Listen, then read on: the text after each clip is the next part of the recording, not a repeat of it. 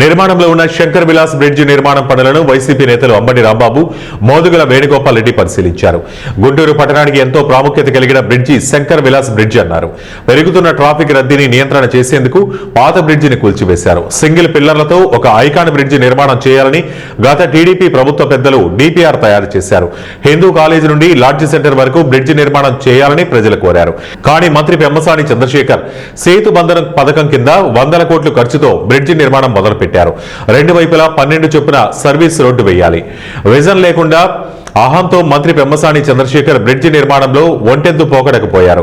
చట్ట ప్రకారం బాధితులకు నష్టపరిహారం అందించాలి. నగరంలో ఎవరు బ్రిడ్జి నిర్మాణానికి వ్యతిరేకంగా లేరన్నారు.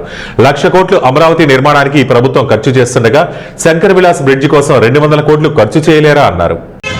చెప్పినట్టుగా ఉన్న బ్రిడ్జి పోయింది, మరి ఇప్పుడు అయితే బ్రిడ్జి అర్థం కాదు.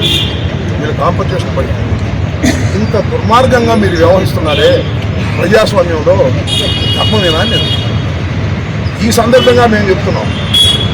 వైఎస్ఆర్ కాంగ్రెస్ పార్టీ తరఫున మీరు తప్పుల మీద తప్పులు చేసుకుంటున్నారు. ఒకటి 167 కోట్లతో పూర్తి కావాల్సిన బ్రిడ్జిని అయితే కొంచెం 50 కోట్లు ఎక్కువ అయింది. ఇప్పుడు లేటెస్ట్గా 200 అయింది. అవును, ఏమైంది?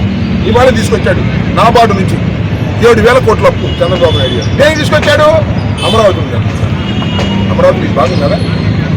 అసలు అమరావతి వెళ్ళాలంటే రైలు దిగితే ఎక్కడికి వెళ్ళాలి, ఎటు వెళ్ళాలి? ఈ బ్రిడ్జి మీద వెళ్ళాల్సిందే అమరావతి.